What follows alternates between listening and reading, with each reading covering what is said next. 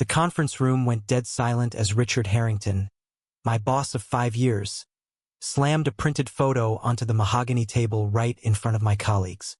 Alexander Thompson, you've been hiding your gay relationship with Malik Rivera from this company long enough, and it's costing us clients who value traditional values, he barked, his face red with fury.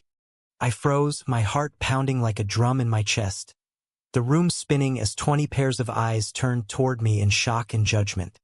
The image showed Malik and me laughing together at a quiet Brooklyn cafe last month, arms casually around each other in a way that left no room for doubt. My stomach dropped. How had he gotten this? I had been so careful, deleting texts, avoiding office cameras, living 2 separate lives for 3 years just to keep my job at Apex Dynamics, one of New York's most prestigious marketing firms. My cheeks burned as whispers rippled through the team. Sarah from accounting covered her mouth, while Jake, the guy I had mentored for 2 years, looked away in discomfort. Richard leaned forward, voice dripping with disgust. We pride ourselves on family-oriented campaigns. How am I supposed to explain this to our biggest client in Ohio when they find out one of my top executives is living a lie? The words sliced through me like glass. Living a lie. That was exactly what I had been doing since college, when I first realized I was gay and chose silence over the disappointment I knew my parents in small-town Ohio would feel. They still sent me Bible verses every Christmas, still asked when I'd settle down with a nice girl. I had built walls so high that even Malik sometimes joked I was a ghost in my own life. Malik. Just thinking his name made my chest tighten. He worked in IT on the 12th floor, brilliant with code and even better with me. We had met at the company picnic 3 years ago when he fixed my laptop on the spot and made me laugh harder than I had in years. Our first real date was a secret walk in Central Park at dusk, hands brushing until we finally held them.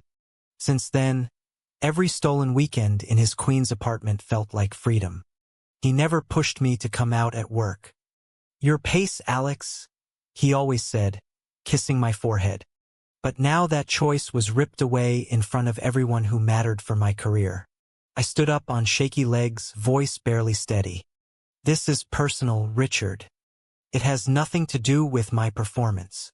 He laughed coldly. Performance? Your numbers are great, but perception is everything here. Clean this up or clean out your desk. The meeting ended in awkward silence. I gathered my things and walked out, feeling every stare like a brand. In the hallway, I leaned against the cool wall, breathing hard, when Malik appeared around the corner. His light brown hair was slightly messy from rushing down from his floor, green eyes wide with worry. I heard shouting. Alex, what happened? I couldn't speak at first. I just pulled him into the empty stairwell and told him everything in a rush of broken words. He listened, jaw tight, then wrapped his arms around me right there where anyone could have walked in. We'll figure this out together, he whispered. You're not alone anymore. That night in his apartment, the city lights twinkling outside the window, we sat on the couch with takeout untouched. I kept replaying Richard's words. I built my whole career pretending to be someone else, I admitted, voice cracking. Malik took my hand. You survived. That takes strength. But maybe it's time to stop surviving and start living. His words hung between us, heavy with possibility and fear. I thought about my parents, about the mortgage I helped them pay, about the promotion I was up for next month. One photo had shattered the delicate balance I had maintained for years. Sleep didn't come easy. I stared at the ceiling, wondering if tomorrow would bring the end of everything I had worked for or the beginning of something real. The next morning at the office, the atmosphere had shifted. Colleagues who used to joke with me now offered tight smiles or avoided eye contact altogether.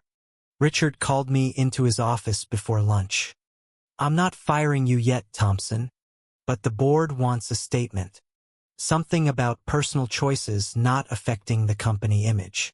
I nodded numbly, but inside I was screaming. On my way back to my desk, I passed Malik in the elevator. He squeezed my shoulder quickly, a silent promise. Lunch, he mouthed. I managed a small nod. In the crowded cafeteria, we sat at a corner table, voices low. "I found something strange," Malik said quietly, sliding his phone across.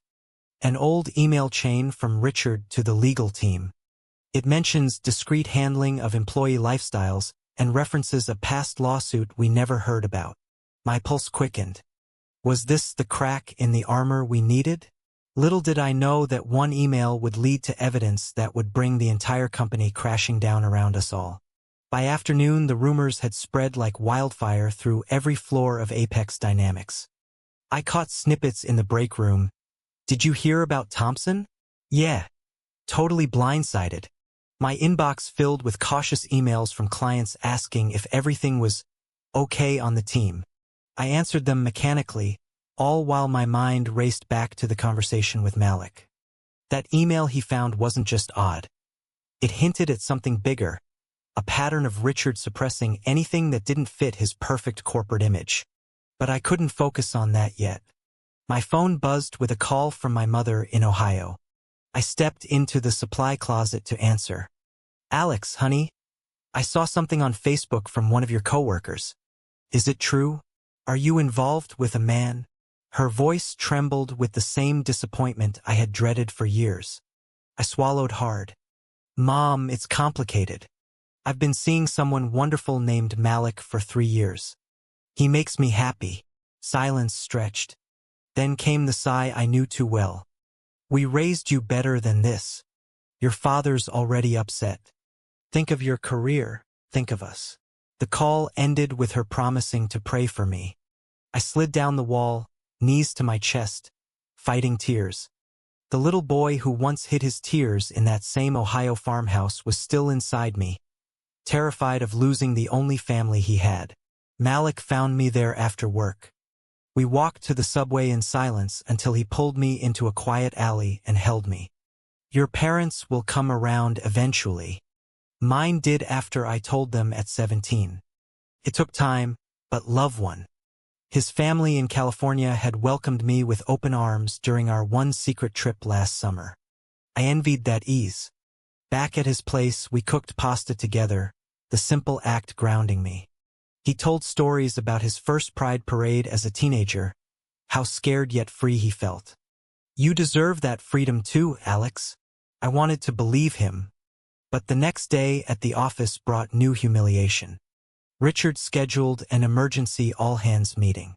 "Due to recent personal revelations," he announced, "we're implementing stricter social media guidelines. No more blurring professional and private lines." Everyone knew it was about me.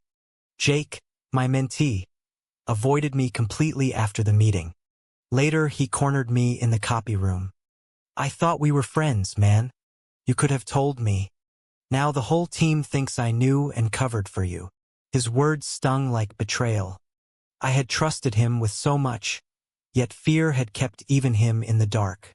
That evening Malik and I argued for the first time. "I can't keep pretending everything's fine," I said, pacing his living room. "My career, my family, it's all falling apart because I hid us." He stood firm. "Hiding was your choice to survive. But now that it's out, we fight. Together." His conviction both scared and strengthened me. We spent the night talking through memories. Our first kiss on the Brooklyn Bridge at midnight, the weekend we drove upstate just to hold hands in public without fear. Those moments had kept me going. The next morning, I woke determined. I started digging through old project files on my laptop, looking for any leverage. What I found chilled me. An internal memo from 2 years ago where Richard had quietly settled a discrimination complaint from a gay intern who was forced out. The settlement was buried deep, but the paper trail existed. Malik's earlier email find suddenly made sense. Richard wasn't just conservative. He was covering his own tracks by making an example of me. My hands shook as I copied the documents to a secure drive. I met Malik for coffee near the office. "This could change everything," I whispered. He looked at me with pride mixed with worry. "Are you ready for what comes next?" I wasn't sure, but the alternative was living in shame forever. Back at my desk, Sarah from accounting slipped me a note. Not everyone agrees with Richard. I've got your back. Small kindnesses like that kept me afloat. But the pressure mounted when Richard called me in again. Fix your image or I'll make sure no firm in this city touches you. His threat echoed in my head all afternoon.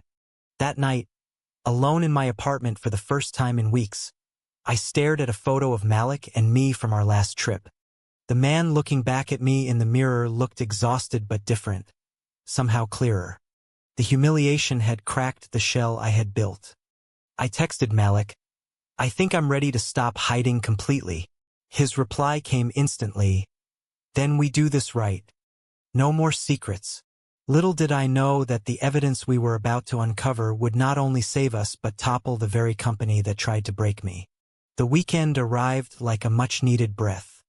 Malik and I drove out to a quiet cabin upstate that his cousin owned, leaving the city skyline and its judgments behind. The leaves were turning gold, and for 2 days we hiked trails where no one knew us. Holding his hand openly felt revolutionary. "This is what life could be," he said one evening by the fire, his head on my shoulder. I told him about the memo I found, and we spent hours piecing together the puzzle. Richard had quietly paid off multiple employees over the years to keep lifestyle issues quiet while publicly preaching family values. The hypocrisy burned. "If we expose this carefully, it's not revenge," Malik reasoned. "It's justice." I nodded, but fear still gnawed at me. What if it backfired and I lost everything? Monday brought reality crashing back. I walked into the office to find security waiting at my desk. Richard stood beside them, arms crossed. "We're investigating a possible data breach. Your access is suspended until further notice." My blood ran cold. Someone had tipped him off about my digging. I glanced across the floor and caught Jake looking away too quickly. The betrayal hit hard. Malik met me in the lobby, his face pale when I told him. "We're not backing down," he said firmly. We spent the afternoon at his apartment strategizing. I called Sarah, who confirmed Jake had been in Richard's office earlier that morning. "He's gunning for your promotion," she whispered. The friend I had trained had sold me out for a corner office. The realization stung deeper than Richard's public shaming. That night Malik and I sat on the rooftop of his building, city lights stretching endlessly. "I sacrificed so much to fit in," I confessed, voice thick. "College, my first job, every holiday pretending. I thought it would protect me." He turned to me, eyes steady. "It protected your paycheck, but it was killing your spirit. Look at you now, Alex. You're fighting back." That's the man I fell in love with. His words wrapped around me like warmth. We talked until dawn about our future, maybe starting our own small consulting firm if Apex collapsed. The idea thrilled and terrified me. Tuesday morning, I received an anonymous email with more documents. Richard's personal bank records showing large unexplained deposits coinciding with those settlements. Malik's IT skills helped verify they were real. The evidence was mounting, but so was the risk. I confronted Jake in the parking garage after work. "Why?" I asked simply. He couldn't meet my eyes. "Richard promised me the senior role if I helped contain the situation." "I'm sorry, man." I panicked. The apology felt hollow. Back home, my father called. "Your mother's crying every night. Fix this, son." His voice was gruff, but underneath I heard confusion more than anger. I told him about Malik, about how he made me a better person. The line stayed quiet for a long minute. "We love you," he finally said. "Just give us time." It wasn't acceptance, but it wasn't rejection either. Small cracks of hope appeared everywhere. Sarah started sitting with me at lunch openly. A few other employees sent supportive texts. The tide was turning, but Richard was doubling down. He scheduled a press conference for Friday to address rumors. Malik and I knew we had to act before then. We spent the night organizing every piece of evidence into a single file. "This is bigger than us," I said. "If we release it right, the whole company could face real change." Malik kissed me softly. Then we release it for everyone who's ever had to hide. The decision felt like stepping off a cliff, but with him beside me, I wasn't falling alone. Friday morning the office buzzed with tension. Reporters waited in the lobby for Richard's statement. I sat at my temporary desk on the 14th floor, heart hammering as I reviewed the file one last time. The evidence was damning. Emails proving Richard had used company funds to silence discrimination complaints, including one from a transgender employee 2 years ago that never made headlines. Malik had traced the payments to an offshore account. We had copies of everything. Sarah slipped me a coffee and whispered, "Whatever you decide, the team is behind you now." Her words gave me courage. When Richard took the podium downstairs, I walked into the boardroom where the executives were watching on live feed. "Before you spin this as my personal failing," I said clearly, "you should see what I found." I slid the USB drive across the table. The room went still. Richard's face drained of color as the lead attorney opened the files. Gasps followed. "This is fabricated," he sputtered, but the timestamps and signatures were undeniable.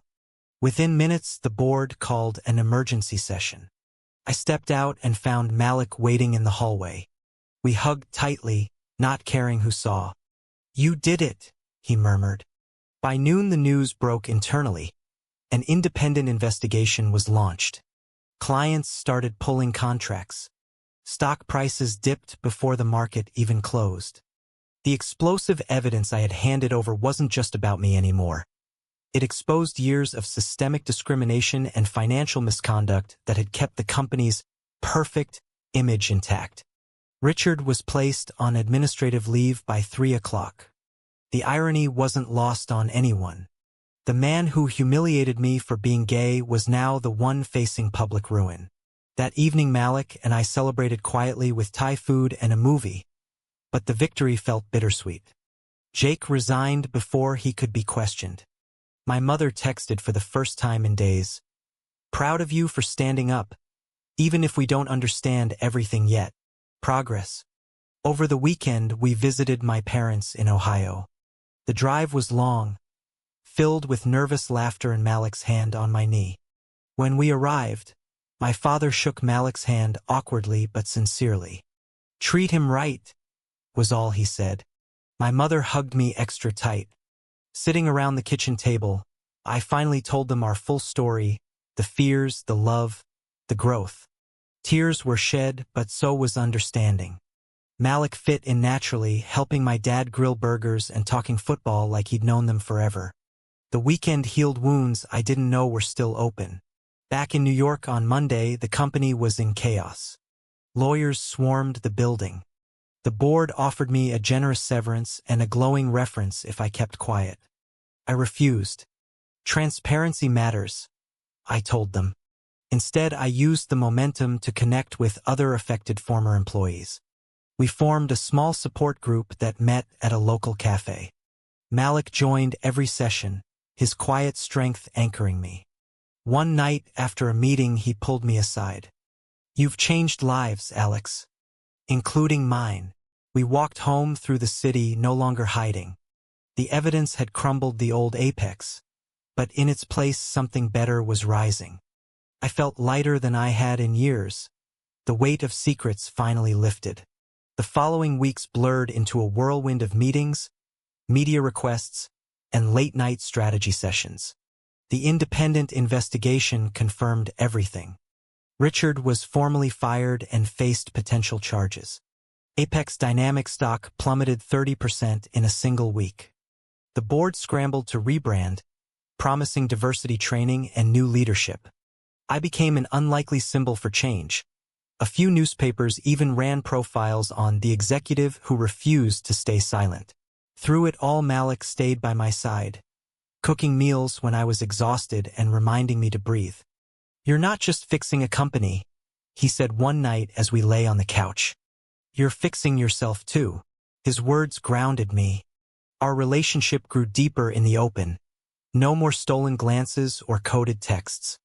We held hands in public, kissed goodbye at subway stops, and planned a real vacation to California to visit his family. My own family continued to evolve.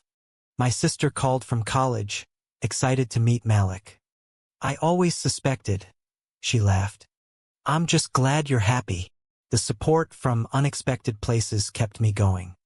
Sarah was promoted to take over my old team, and she made sure the new policies protected everyone. Jake tried to apologize via email. I accepted but kept distance. The sacrifice of my old life had been worth it. I turned down several high-paying offers from rival firms. Instead, Malik and I started sketching plans for our own boutique marketing agency, focused on inclusive campaigns. The idea excited us both. Nights were spent brainstorming names and logos, laughter filling the apartment that now felt like home for both of us. One afternoon, I received a call from the board chairman. "We'd like you to consult on the transition," he offered. I accepted on my terms. Full transparency and a diversity committee with real power. Walking back into the building felt different, no longer as the man hiding in shadows, but as someone who had helped expose the light. Colleagues who once avoided me now sought my advice. The internal culture shifted visibly. Pride flags appeared in some offices. Richard's old corner office sat empty, a reminder of consequences. Through it all, I processed the emotional toll in therapy, learning that hiding had cost me more than I realized. Malik attended a few sessions with me, strengthening our bond. "We're building something real," he said after one particularly hard day. The growth wasn't linear. Some nights doubt crept back, but his steady presence always pulled me through. As summer turned to fall, the company stabilized under new leadership. My severance allowed us to launch our agency quietly. The first client came from an unexpected source, a nonprofit supporting LGBTQ youth. The project felt full circle. I poured every lesson from my journey into the work. Malik handled the tech side brilliantly. Evenings we cooked together, talked about the future, and dreamed aloud without fear. My parents visited New York for the first time in years. We showed them around, took them to our favorite rooftop bar, and watched my father slowly warm to Malik over baseball talk.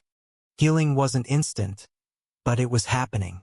The explosive evidence that crumbled the old company had rebuilt something stronger inside me. I no longer saw myself as the man who was humiliated. I saw the man who chose truth and found love waiting on the other side. Winter arrived with fresh snow blanketing the city, turning New York into a postcard. Our little agency had its first official office in a cozy Brooklyn space, just big enough for us and two new hires who shared our values. Every morning I woke beside Malik, his arm around me, and marveled at how far we had come. The humiliation that started it all now felt like a distant chapter, a necessary storm that cleared the path. We had faced family rejection, workplace betrayal, public scrutiny, and internal doubt, yet here we stood stronger together. Malik proposed on a quiet December evening overlooking the Brooklyn Bridge, the same place where our first real kiss happened years ago. "Marry me, Alex. Let's build the rest of our lives without hiding anything." I said yes through happy tears, the ring cold against my skin but the moment warmer than anything I had known. The company formerly known as Apex had restructured completely. New leadership invited me to speak at their first diversity summit. Standing on stage, I shared pieces of my journey without bitterness, emphasizing growth over blame. Malik sat in the front row, pride shining in his eyes. Afterward, young employees approached me with stories of their own hidden truths. Each conversation reinforced that the evidence we released had ripple effects far beyond one corporation. My parents sent a card congratulating us on the engagement, signed by both of them. "We're learning," it read. "Small steps but meaningful." Sarah stayed in touch. She was now head of HR and credited our stand for her own promotion. Even Jake reached out once more, this time genuinely wishing me well from his new job across town. As the year ended, Malik and I hosted a small holiday gathering with friends old and new. Laughter filled our apartment. Lights twinkling on the tree we decorated together. I looked around at the life we had built and felt a deep peace. The boy who once feared his truth had become a man who owned it completely. The journey had been painful, filled with misunderstandings, sacrifices, and moments I never wanted to relive, but every step led here, to love that was free and authentic. Malik caught my eye across the room and smiled, the same smile that had started everything at that company picnic years ago. We had turned humiliation into hope, betrayal into strength, and secrets into stories worth telling. True or false? Hiding who you truly are can ever be the right choice when love and integrity are on the line.